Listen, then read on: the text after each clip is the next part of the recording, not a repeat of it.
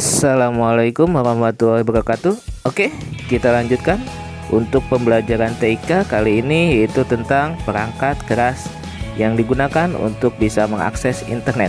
Tugas kalian nanti langsung rangkum dari materi video tersebut. Perlengkapan yang digunakan.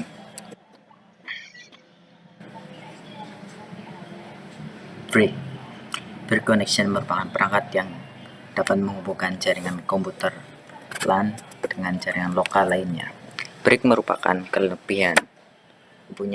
Brick mempunyai kelebihan, yaitu dapat menghubungkan tipe jaringan komputer yang berbeda, seperti Ethernet dan Fast Ethernet.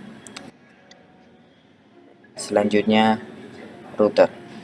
Router merupakan perangkat yang berfungsi hampir sama dengan brick. Namun, perangkat ini punya keunggulan selain untuk menghubungkan dua buah dan tipe sama, router juga bisa menghubungkan dua buah dengan tipe berbeda. Selanjutnya, modem. Modem merupakan salah satu perangkat keras jaringan komputer yang banyak digunakan untuk melakukan koneksi internet. Modem sendiri merupakan kependekan dari modulation dan demodulation. Apabila dijelaskan sesuai dengan namanya, modem memiliki fungsi dua arah, yaitu menerima sinyal analog lalu merubahnya menjadi sinyal digital agar bisa digunakan pada device tertentu seperti komputer. Access point. Access point merupakan perangkat keras jaringan komputer berikutnya yang penting dalam melakukan akses internet. Access point merupakan perangkat keras yang berfungsi untuk memancarkan sinyal dari kabel dari sebuah ISP. Fungsinya sama seperti modem, namun access point lebih banyak digunakan sebagai apa yang kita kenal dengan hotspot. Access point akan menerima sinyal dan juga paket data dari ISP, memancarkannya sinyal tersebut dalam radio tertentu, sehingga klien atau user bisa melakukan akses terhadap koneksi internet. Komputer dan device. Perangkat keras berikutnya yang paling penting tentu saja komputer dan juga device yang kita gunakan untuk mengakses internet. Setiap device atau komputer seperti laptop, PC, smartphone, tablet, dan juga PDA akan terkoneksi dengan jaringan internet, sehingga kita akan bisa mengakses internet dengan menggunakan komputer dan juga device. Wireless Network Adapter. Wireless Network Adapter merupakan perangkat keras yang berada di dalam komputer user atau klien yang akan melakukan akses internet. Wireless Network Adapter dibutuhkan agar komputer, PC, atau device lain mampu menangkap sinyal wireless yang dipancarkan oleh access point. Dengan adanya wireless network adapter ini, maka setiap komputer atau akan terhubung dengan internet secara wireless. Yang kedua, macam-macam modem.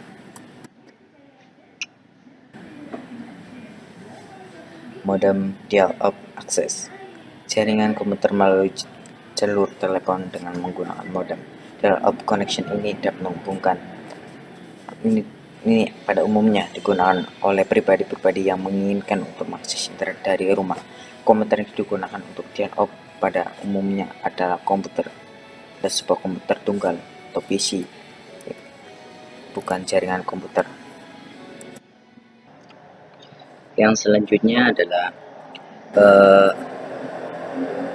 modem ADSL atau DSL adalah perangkat yang digunakan untuk penghubungan komputer atau router saluran telepon untuk menggunakan layar ADSL untuk memancar sinyal di line telepon menjadi suara dan data.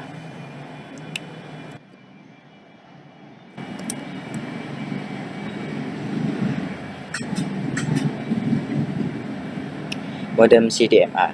Jenis modem dengan sistem komunikasi internal melalui jalur komunikasi CDMA. Pada umumnya, modem CDMA berbentuk USB flash disk yang dapat digunakan sewaktu-waktu. Kecepatan CDMA telah mencapai 3 kali sistem koneksi dial-up.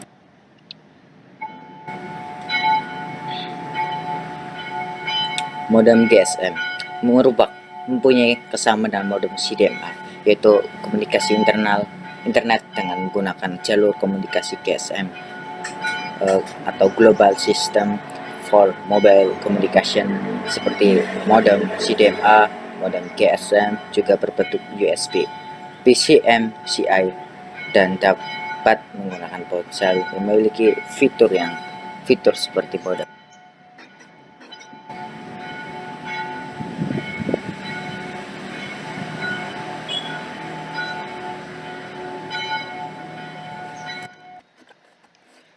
Modem internal dipasangkan pada bagian dalam CPU, misalnya pada slot PCI.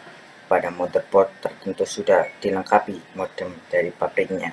Untuk card modem komputer, slot PCI atau kadang-kadang slot ICA dibutuhkan, tergantung interface motherboard yang tersedia untuk menerima modem.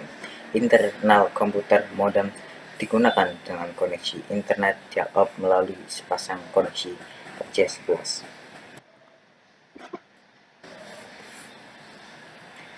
Modem eksternal dipasang pada bagian luar CPU, umumnya dipasangkan pada serial port atau USB pada CPU. Modem eksternal bisa digunakan untuk tujuan yang sama dan dalam komposisi yang sama dengan modem internal. Akan tetapi, modem eksternal merupakan kotak kecil yang menggunakan jenis antar komputer yang lain untuk berhubung dengan komputer.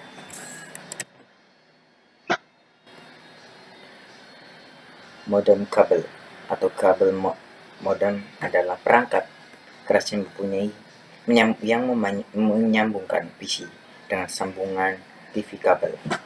Jaringan TV kabel ini dapat dipakai untuk koneksi ke internet dengan kecepatan maksimal 27 Mbps download stream. Agar dapat menggunakan modem kabel komputer harus dilengkapi dengan kartu Ethernet.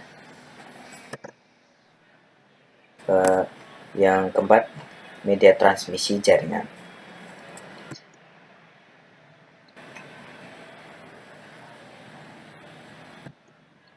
UTP atau Universal Twisted Pair. Kabel UTP merupakan kabel telepon yang digunakan untuk mengirim data dan menerima data internet, yang mana kabel ini dihubungkan ke telepon. Kabel ini terdiri dari 4 pasang kabel yang terpilih. Dari 8 buah kabel yang terdapat pada kabel ini, hanya 4 digunakan untuk dapat mengirim data. Perangkat lain yang berkenan dengan penggunaan kabel ini adalah Virgin kabel.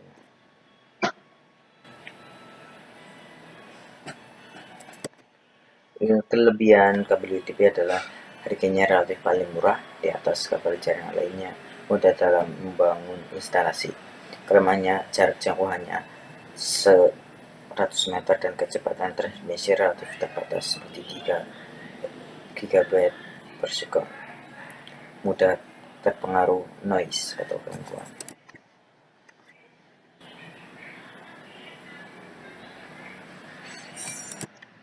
Shell Twisted Pair atau STP merupakan salah satu kabel masuk dalam kategori kabel jaringan jenis Twisted Pair.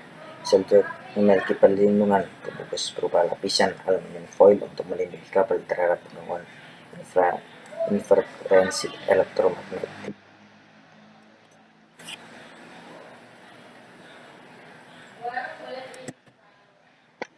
STP juga memiliki kelebihan. Satu, pada kabel STP di dalamnya terdapat satu lapisan pelindung kabel internet sehingga melindungi data yang ditransmisikan dari interferensi gangguan. Dua, kecepatan dan keluaran 10-100 Mbps. Memiliki resistensi atau interferensi elektromagnetik dan frekuensi radio tanpa meningkatkan ukuran fisik kabel. Kelemahan STP: atenuansi meningkatkan pada frekuensi tinggi. Seimbangan menurun sehingga tidak dapat berkompensasi timbulnya crosstalk dan sinyal noise. 3. Harganya cukup mahal. Kabel VTP tak berbeda jauh dengan kabel UTP. Jenis kabel satu ini juga terdiri dari 4 pasang pair kabel tembaga, yang mana tiap pairnya dipilih atau twisted yang saling berlilitan sehingga membentuk sebuah pola berbentuk spiral. hanya kabel yang juga dikenal dengan nama STP atau UTP ini menggunakan aluminium foil yang dipasang pada bawah kabel luar untuk melindungi isolasi sehingga kabel jaringan FTP lebih tahan terhadap interferensi elektromagnetik yang berasal dari sekitar kabel. Kabel koaksial.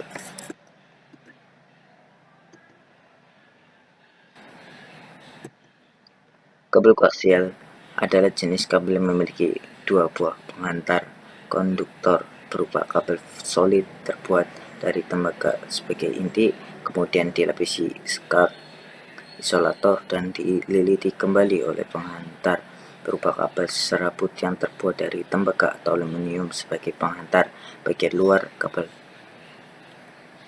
Kabel koaksial atau kabel koaksial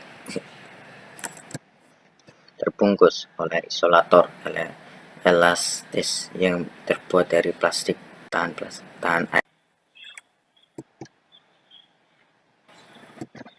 Kelebihan kabel koaksial: tidak terpengaruh noise atau gangguan seperti tanam di dalam tanah sehingga biaya perawatan relatif murah. Menyediakan perlindungan cukup baik sehingga dapat digunakan dalam jangkauan yang lebih panjang mencapai 300 meter dalam satu jaringan. Kemampuannya juga lebih prima jika dibandingkan dengan kawat biasa. Kelemahannya, penggunaannya mudah dibaca. Trik koaksial sulit untuk dipasang pada beberapa jenis ruang. Sinyal melewati dua arah dengan satu kabel memungkinkan terjadi tabrakan atau tercampurnya data. Optimalisasi fungsi kabel ikut dipengaruhi oleh kondisi temperatur.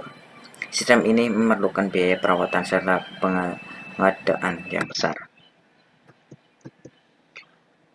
Fiber optik kabel. Apakah fiber optik adalah teknologi kabel terbaru terbuat dari glass optik. Di tengah-tengah kabel terdapat filament glass yang disebut core dan dikelilingi lapisan cladding, buffer coating, material penguat, dan perlindungan luar. Informasi ditransmisikan menggunakan gelombang cahaya dan cahaya konversi sinyal listrik menjadi gelombang cahaya. Transmitter yang banyak digunakan adalah LED atau laser. Kelebihan fiber optik: satu, dapat menjangkau sampai puluhan bahkan ratusan kilometer. Dua, informasi ditransmisikan dengan kapasitas bandwidth yang tinggi. Sinyal tidak terpengaruh pada gelombang elektromagnetik dan frekuensi radio. Hal ini dikarenakan fiber optik terbuat dari kaca dan plastik, berkemampuan membawa lebih banyak informasi dan mengantarkan informasi dengan lebih akurat dibandingkan dengan kabel koaksial.